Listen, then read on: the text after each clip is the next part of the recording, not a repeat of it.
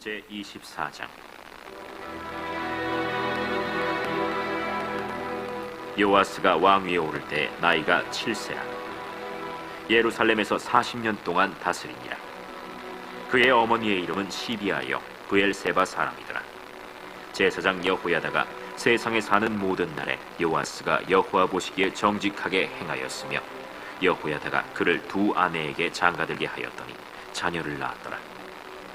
그 후에 요아스가 여호와의 전을 보수할 뜻을 두고 제사장들과 레위 사람들을 모으고 그들에게 이르되, 너희는 유다 여러 성읍에 가서 모든 이스라엘에게 해마다 너희의 하나님의 전을 수리할 돈을 거두되 그 일을 빨리 하라 하였으나 레위 사람이 빨리 하지 아니한지라. 왕이 대제사장 여호야다를 불러 이르되, 내가 어찌하여 레위 사람들을 시켜서 여호와의 종 모세와 이스라엘의 회중이 성막을 위하여 정한 세를 유다와 예루살렘에서 거두게 하지 아니하였느냐? 이는 그 악한 여인 아달랴의 아들들이 하나님의 전을 파괴하고 또 여호와의 전의 모든 성물들을 바알들을 위하여 사용하였음이었더라. 이에 왕이 말하여 한 궤를 만들어 여호와의 전 문 밖에 두게 하고, 유다와 예루살렘에 공포하여 하나님의 종 모세가 광야에서 이스라엘에게 정한 세를 여호와께 드리라 하였더니, 모든 방백들과 백성들이 기뻐하여 마치기까지 돈을 가져다가 궤에 던지니라. 레위 사람들이 언제든지 궤를 메고 왕의 관리에게 가지고 가서 돈이 많은 것을 보이면 왕의 서기관과 대제사장에게 속한 관원이 와서 그 궤를 쏟고 다시 그곳에 가져다 두었더라. 때때로 이렇게 하여 돈을 많이 거두매 왕과 여호야다가 그 돈을 여호와의 전 감독자에게 주어 석수와 목수를 고용하여 여호와의 전을 보수하며 또 철공과 노쇠공을 고용하여 여호와의 전을 수리하게 하였더니, 기술자들이 맡아서 수리하는 공사가 점점 진척되므로 하나님의 전을 이전 모양대로 견고하게 하니라. 공사를 마친 후에 그 남은 돈을 왕과 여호야다 앞으로 가져왔으므로 그것으로 여호와의 전에 쓸 그릇을 만들었으니 곧 섬겨 제사 드리는 그릇이며 또 숟가락과 금은 그릇들이라. 여호야다가 세상에 사는 모든 날에 여호와의 전에 항상 번제를 드렸더라. 여호야다가 나이가 많고 늙어서 죽으니 죽을 때 130세라. 무리가 다윗성 여러 왕의 묘실 중에 장사하였으니 이는 그가 이스라엘과 하나님과 그의 성전에 대하여 선을 행하였습니다. 여호야다가 죽은 후에 유다 방백들이 와서 왕에게 전하매, 왕이 그들의 말을 듣고 그의 조상들의 하나님 여호와의 전을 버리고 아세라 목상과 우상을 섬겼으므로 그 죄로 말미암아 진노가 유다와 예루살렘에 임하니라.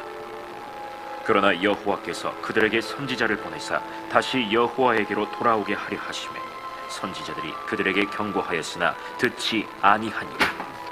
이에 하나님의 영이 제사장 여호야다의 아들 스가랴를 감동시키시매 그가 백성 앞에 높이 서서 그들에게 이르되, 하나님이 이같이 말씀하시기를 너희가 어찌하여 여호와의 명령을 거역하여 스스로 형통하지 못하게 하느냐 하셨나니, 너희가 여호와를 버렸으므로 여호와께서도 너희를 버리셨느니라. 하나 무리가 함께 꾀하고 왕의 명령을 따라 그를 여호와의 전 뜰 안에서 돌로 쳐 죽였더라. 요아스 왕이 이와 같이 스가랴의 아버지 여호야다가 베푼 은혜를 기억하지 아니하고 그의 아들을 죽이니 그가 죽을 때에 이르되, 여호와는 감찰하시고 신원하여 주옵소서. 1주년 말에 아람 군대가 요아스를 치려고 올라와서 유다와 예루살렘에 이르러 백성 중에서 모든 방백들을 다 죽이고 노략한 물건을 다메섹 왕에게로 보내니라. 아람 군대가 적은 무리로 왔으나 여호와께서 심히 큰 군대를 그들의 손에 넘기셨으니 이는 유다 사람들이 그들의 조상들의 하나님 여호와를 버렸습니다. 이와 같이 아람 사람들이 요아스를 징벌하였더라. 요아스가 크게 부상하매 적군이 그를 버리고 간 후에 그의 신하들이 제사장 여호야다의 아들들의 피로 말미암아 반역하여 그를 그의 침상에서 쳐 죽인지라. 다윗성에 장사하였으나 왕들의 묘실에는 장사하지 아니하였더라. 반역한 자들은 암몬 여인 시므아세 아들 사밧과 모압 여인 시므리세 아들 여호사밧이더라. 요아스의 아들들의 사적과 요아스가 중대한 경책을 받은 것과 하나님의 전을 보수한 사적은 다 열왕기 주석에 기록되니라. 그의 아들 아마샤가 대신하여 왕이 되니라. 아멘. 함께 사도신경으로 신앙 고백하겠습니다. 나는 전능하신 아버지 하나님 천지의 창조주를 믿습니다. 나는 그의 유일하신 아들 우리 주 예수 그리스도를 믿습니다. 그는 성령으로 잉태되어 동정녀 마리아에게서 나시고 본디오 빌라도에게 고난을 받아 십자가에 못 박혀 죽으시고 장사된 지 사흘 만에 죽은 자 가운데서 다시 살아나셨으며 하늘에 오르시어 전능하신 아버지 하나님 우편에 앉아 계시다가 거기로부터 살아있는 자와 죽은 자를 심판하러 오십니다. 나는 성령을 믿으며 거룩한 공교회와 성도의 교제와 죄를 용서받는 것과 몸의 부활과 영생을 믿습니다. 아멘. 찬송가 314장입니다. 찬송가 314장 찬양하겠습니다. 내 구주 예수를 더욱 사랑 엎드려 비는 말 들으소서. 내 진정 소원이 내 구주 예수를 더욱 사랑 더욱 사랑. 이전에 세상 나 기뻤어도 지금 내 기쁨은 오직 예수.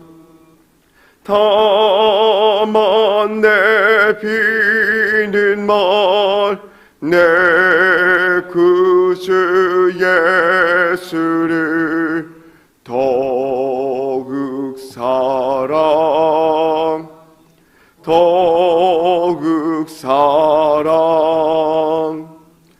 이 세상 떠날 때 찬양하고 숨질 때 하는 말 이것일세. 다만 내 비는 말 내 구주 예수를 더욱 사랑 더욱 사랑. 아멘. 오늘 함께 보실 하나님의 말씀은 사사기 8장 24절에서 27절까지 말씀입니다. 구약 성경 375면에 있는 사사기 8장 24절에서 27절까지 말씀입니다. 한 목소리로 읽겠습니다. 기드온이 또 그들에게 이르되 내가 너희에게 요청한 일이 있으니 너희는 각기 탈취한 귀고리를 내게 줄지니라 하였으니 이는 그들이 이스마엘 사람들이므로 금 귀고리가 있었음이라. 무리가 대답하되 우리가 즐거이 드리리이다 하고 겉옷을 펴고 각기 탈취한 귀고리를 그 가운데에 던지니 기드온이 요청한 금 귀고리의 무게가 금 1700세겔이요 그 외에 또 초승달 장식들과 배물과 미디안 왕들이 입었던 자색 의복과 또 그 외에 그들의 낙타 목에 둘렀던 사슬이 있었더라. 기드온이 그 금으로 에봇 하나를 만들어 자기의 성읍 오브라에 두었더니 온 이스라엘이 그것을 음란하게 위함으로 그것이 기드온과 그의 집에 올무가 되니라. 아멘. 예물 봉헌하겠습니다. 감사원금 양은영 권사님, 1000번째 예물, 100번째 예물 임예모 권사님, 1000번째 예물 황희돈 집사님, 이승길 집사님, 임예모 권사님 100번째 예물 3번 드리셨습니다. 1000번째 예물 무명으로 6번 드리셨습니다. 1000번째 예물 김서율, 박연희, 김봉재, 유예림, 김혜자, 유용선, 유준경, 김준우, 김준성, 오선경, 김유신, 장진혁, 장규식, 김정옥, 장진용 성도님 예물 드렸습니다. 기도하겠습니다. 사랑과 은혜가 풍성하신 하나님 감사합니다. 오늘도 우리의 삶을 지키시고 하루의 첫 시간 우리의 생명을 깨워 주 앞에 나와 믿음으로 예배하게 하시니 감사를 드립니다.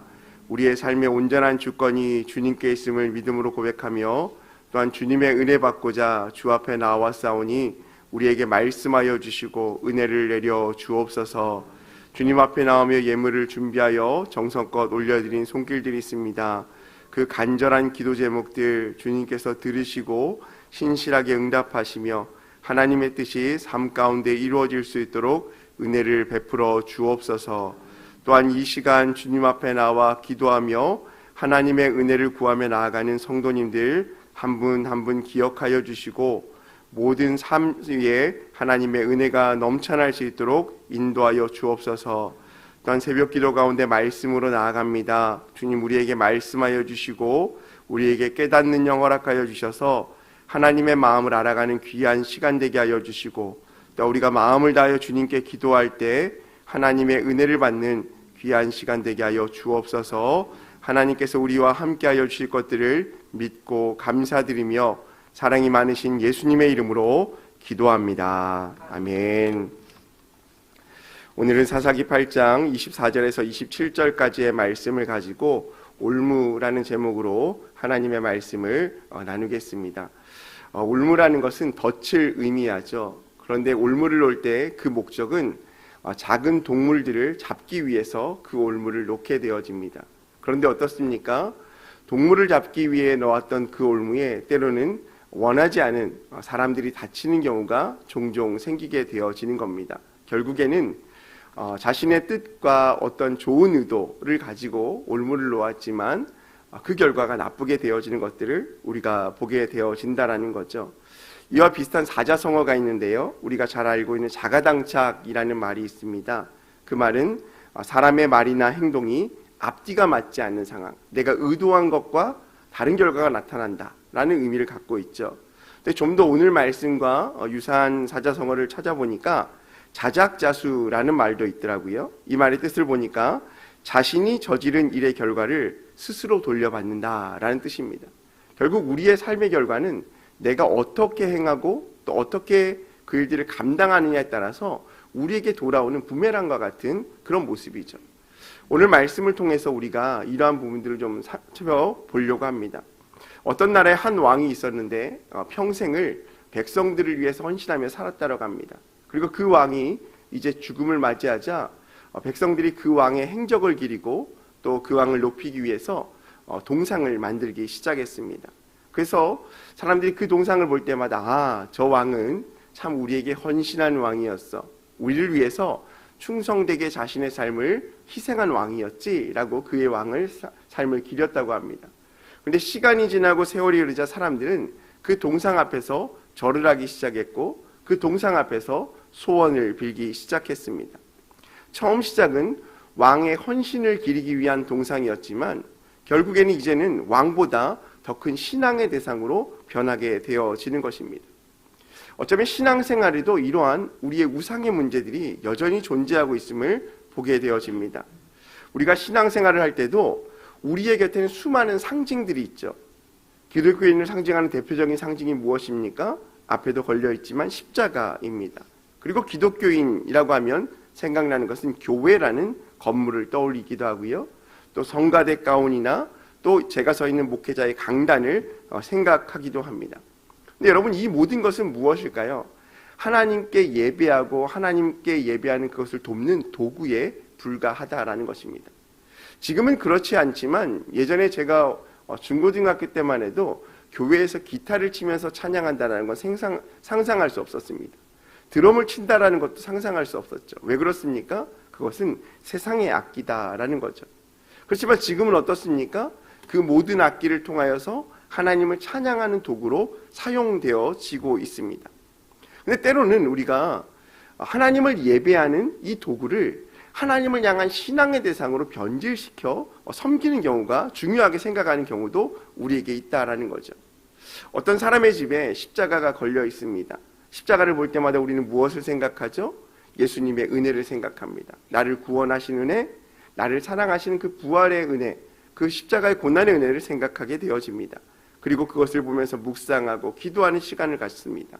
근데 시간이 지나면서 어떤 일이 벌어지냐면 그 십자가 자체에 힘이 있다라고 믿는 겁니다. 어떤 일이 있었을까요? 힘들고 어려울 때마다 십자가를 머리에 대고 기도하면 병이 깨끗이 낫는 것 같아요.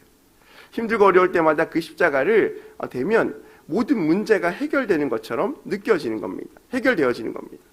그래서 병이 생길 때마다 십자가를 붙잡게 되고 또 시간이 지나서 일이 잘 안 되면 십자가를 쓰다듬으면서 복을 빌었다고 합니다. 여러분, 십자가는 주님을 가리키는 표시였는데 어느새 그 십자가 자체가 그분의 신앙의 자체가 되어버리는 변질된 신앙으로 되어지게 되었다라는 겁니다. 여러분, 오늘 본문이 바로 이러한 잘못된 신앙의 모습들을 우리에게 좀 보여주는 것 같습니다. 우리 오늘 이 말씀을 통해서 하나님을 대신하는 작은 상징이 얼마나 큰 위험을 불러오는지를 생각하게 됩니다. 오늘 말씀에 앞선 배경의 말씀 보면 이미 기드온과 많은 이스라엘 백성들이 미디안을 정복하고 큰 승리를 거두었습니다. 그리고 사람들이 기드온을 통하여서 뭐라고 이야기합니까? 우리의 왕이 되어 주십시오. 당신뿐만 아니라 당신의 아들, 당신의 손자까지 우리의 왕으로 다스렸으면 좋겠습니다 라고 요청합니다. 그럴 때 기드온이 뭐라고 말합니까? 23절 말씀 보니까 내가 너희를 다스리지 아니하겠고 내 아들도 너희를 다스리지 아니하리니 여호와께서 너희를 다스리시리라 라고 말씀하십니다. 결국 전쟁의 승리도 여호와이고 우리의 삶 가운데 왕은 여호와 한 분뿐임을 기드온은 선포하고 있는 겁니다. 그리고 모든 것이 하나님께 영광을 돌리며 기드온이 이야기하고 있습니다. 그리고 그 다음에 이어서 오늘 말씀이 시작하는 겁니다. 연속된 말씀의 선상 가운데서 오늘 말씀은 뭐라고 말합니까? 24절 말씀에 보니까 기드온이 또 그들에게 이르되 내가 너희에게 요청할 것이 있다. 하나님이 우리를 다스릴 것이다 라고 이야기하면서 바로 연속해서 뭐라고 말하는 겁니까? 요청할 일이 있다라는 겁니다. 무엇을 요청합니까? 너희는 각기 탈취한 귀고리를 내게 주라. 그리고 그것을 통하여서 뭘 했습니까? 26절 말씀에 보니까 25절 말씀에 이렇게 말하죠. 무리가 대답하되 즐거이 드리리다 하고 겉옷을 펴고 각기 탈취한 귀고리를 그 가운데 던졌다라고 말합니다.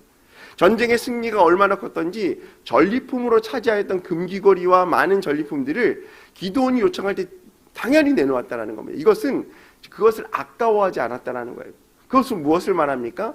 하나님으로 말미암은 이스라엘의 전쟁의 승리가 자신이 탈취하였던 전리품보다 더 큰 기쁨이 있었기에 이것이 무엇이 중요한가 라고 하면서 기드온에게 모든 것을 내어줄 수 있었다라는 겁니다.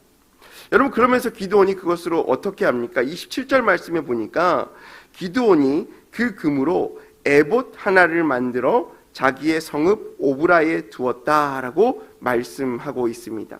여러분, 금으로 에봇을 만들었습니다. 근데 여러분, 에봇이 무엇입니까? 에봇은 원래 대제사장이 하나님께 묻고 응답을 얻을 때 사용한 제사할 때 입는 제의적 의복입니다. 그러니까 레위 지파 사람들이 제사장으로서 하나님 앞에 나아갈 때 입었던 의복이 에봇이에요. 근데 지금 기드온은 그 금을 모아서 무엇을 만들었다고 합니까? 에봇을 만들었어요. 하나의 상징을 만들었죠. 물론 성경 가운데 기드온이 왜 에봇을 만들었는가, 그리고 그 에봇을 통해서 기드온이 제사장의 직무를 행하였다라고 이야기하고 있지는 않습니다. 그렇다면 무엇을 생각해 볼 수 있을까요? 앞선 말씀 가운데 모든 전쟁의 승리가 하나님이고 또 하나님께서 우리를 다스릴 것이다 라고 말씀한 이후에 이 일들을 행하였음으로 말미암아 제가 문맥의 흐름상으로 보면 어떤 우상의 숭배나 자신의 왕은 거부했지만 내가 제사장적 권위를 내세우겠다는 의미로 해석하기보다는 그것을 통해서 하나님이 우리를 다스린다는 의미로 해석하는 것이 맞다라고 생각합니다. 그러니까 이 에봇을 통하여서 에봇을 볼 때마다 무엇을 의미하는 걸까요? 하나님께서 우리를 승리하게 하셨고 하나님께서 우리를 다스리시고 하나님만이 우리의 왕이시다라는 것을 기드온이 보여주고 싶었을 것 같아요. 그리고 그것을 자신의 땅인 오브라에 두었다라고 말씀하고 있습니다. 그런데 이 에봇이 어떻게 사용하는지가 중요합니다. 결과적으로는 어떻게 되었습니까? 27절 후반절에 보니까 온 이스라엘이 그것을 음란하게 위함으로 그것이 기드온과 그의 집에 올무가 되었다라고 말합니다. 기드온의 동기와 의미가 중요하지 의미는 우리가 알 수 없지만 좋은 의미라고 해석할 수 있지만 그것을 통하여 백성들의 마음이 어떻게 행해졌냐라는 겁니다. 어떻게 했다고요? 그것을 음란하게 여겼다라고 말하고 있습니다.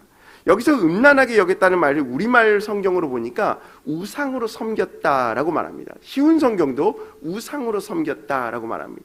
나머지 번역 성경들은 음란하게 여겼다라고 말하고 우리말 성경과 쉬운 성경은 이 에봇을 우상으로 백성들이 섬기게 되었다라는 겁니다. 그러니까 기드온이 어떤 의도로 이 에봇을 만들었는지는 알 수 없지만 결과적으로 좋은 의미로 만들었다 할지라도 이 에봇이 어떻게 쓰였다는 겁니까? 우상 숭배의 도구로 쓰이게 되었다는 것입니다. 상징적인 의미로 쓰이게 되었다는 것이죠. 그러면 우리는 무엇을 생각할 수 있을까요? 에봇 자체가 잘못되었다고 이야기할 수 없습니다. 문제는 무엇입니까? 그 에봇을 대하는 백성들의 마음이 문제인 것이죠. 마치 우리가 십자가를 보면서 예수님의 사랑과 부활의 은혜를 경험하고 그것을 하나님의 은혜로 생각하는 것이 중요한 것인데 십자가 자체를 우리의 삶 가운데 우상으로 생각하고 있는 것처럼 우리의 삶 가운데 이스라엘 백성들이 그 에봇을 통하여서 어떻게 생각했느냐? 그 에봇 자체를 신성시하고 우상으로 섬기게 되었다라는 것입니다. 여러분, 로벨이라는 사람이 다이너마이트를 발명했습니다. 다이너마이트의 최초의 용도는 건설 현장에, 광산에, 도로나 터널 현장에 효율적으로 안전하게 폭파하기 위한 과학적 발명품이었습니다. 근데 이 다이너마이트의 발명으로 말미암아 어떤 일이 생길까요? 전쟁의 도구로 사용하게 되었습니다. 여러분, 우리에게 칼이라는 음식을 만드는 칼이라는 도구가 있습니다. 근데 그 도구가 잘못된 마음의 사람에게 손에 잡히면 살인의 도구, 남들을 해치는 도구로 사용할 수 있게 되어지는 것이죠. 도구 자체가 문제가 아니라 그 도구를 사용하는 사람의 마음과 태도가 문제인 것입니다. 기드온이 전쟁의 승리를 기념하기 위하여 하나님을 찬양하기 위하여 에봇을 만들고 오브라에 둠으로 말미암아 우리의 진정한 왕이 하나님이십니다 라는 것을 보여줄 때 백성들은 그것을 하나님을 찬양하는 대상으로 본 것이 아니라 그 자체의 신적인 의미를 두어 우상으로 숭배하게 되었다라는 것입니다. 사랑하는 성도 여러분, 성경은 오늘 온 이스라엘이 그것을 말미암아 음란하기 위하여 따라갔다라고 말하고 이것을 통하여 결론적으로 어떻게 되었다고 말합니까? 27절 후반절에 보니까 그것으로 말미암아 기드온과 그의 집에 올무가 되었다라고 말합니다. 여러분, 좋은 의도로 행하였지만 결국 그것이 자신의 발목을 잡게 되었다라고 말씀하고 있는 것입니다. 하나님을 섬긴다는 명목으로 만든 것이 결국 우상의 숭배로 변질되어진 것입니다. 여러분, 오늘 말씀을 통해서 우리가 얻을 수 있는 교훈이 있습니다. 무엇입니까? 첫 번째는 하나님을 대신하는 작은 상징도 우리에게 올무가 될 수 있다는 것입니다. 무슨 말입니까? 하나님 자체를 섬기는 그 마음이 우리의 찬양의 대상이 되어야지 어떤 상징의 대상으로 말미암아 우리에게 하나님을 대신할 수 없다라는 것입니다. 에봇은 처음에는 선한 의도로 분명 백성들에게 보였을 것입니다. 그것을 볼 때마다 하나님이 우리를 기드온 가운데 구원하셨지, 그것을 볼 때마다 하나님이 우리의 진정한 왕이셨지라고 생각했을 겁니다. 그러나 시간이 지나면서 어떻습니까? 하나님이 아닌 사람의 손으로 만들어진 순간 그 자체가 우상이 되어버린 것입니다. 우리 안에도 작은 에봇이 있습니다. 무엇입니까? 내가 원하고 바라는 것, 내가 가지고 있는 것, 이것만이 나의 삶 가운데 진리라고 생각하는 것, 하나님을 대신하는 것, 그것이 바로 오늘 우리가 만들고 있는 작은 에봇이 될 수 있다라는 것입니다. 사랑하는 성도 여러분, 혹시나 우리의 삶 가운데도 하나님보다 더 의지하는 에봇이 있지는 않습니까? 그렇다면 그것이 우리의 삶을 하나님께로 나아가지 못하게 하는 올무가 될 수 있다는 사실들을 기억하시기 바랍니다. 두 번째 우리가 생각할 것은 작은 타협이 공동체 전체를 무너뜨릴 수 있게 되어진다는 겁니다. 처음에는 선한 의도로 만든 그 에봇이지만 그것을 통하여서 하나님 앞에 나아가기보다 그 우상 자체를 섬김으로 말미암아 공동체 전체가 무너지게 되어진다라는 것입니다. 여러분, 우리의 삶 가운데 하나님보다 더 많이 의지하는 것이 있다면 그것을 우리는 버려야 할 것입니다. 결론적으로 무엇을 이야기하는 겁니까? 우리의 삶의 중심 가운데는 하나님밖에 없음을 기억하시기 바랍니다. 이스라엘 사람들은 에봇 앞에 모였습니다. 그리고 그것을 우상 숭배했습니다. 그리고 선한 어떤 의도였든지 기도원의 집 가운데 그 에봇으로 말미암아 올무가 되어지는 결과를 맺게 되어집니다. 이스라엘 백성들이 에봇 앞에 모였지만 하나님은 사람의 손으로 만든 상징이 아닌 자신의 이름을 두신 곳에서만 예배를 받으신다는 사실들을 기억하시기 바랍니다. 우리의 삶의 중심이 내 삶의 상징이 아니라 우리의 삶의 중심 가운데 오직 하나님을 찬양하고 하나님을 바라보고 하나님을 의지할 수 있는 저와 여러분의 삶이 되시기를 주님의 이름으로 소망합니다. 오늘 하루의 삶을 살아가시면서 우리의 삶의 중심 가운데 무엇이 있는지, 내가 무엇을 바라보고 잡고자 하는지 생각하시면서 오직 주님만을 생각할 수 있는 저와 여러분의 삶이 되시기를 소망합니다. 우리 함께 이 시간 금주의 기도 제목 가지고 함께 기도하겠습니다. 함께 읽겠습니다. 감정 조절을 잘하며 예수님 닮게 하소서.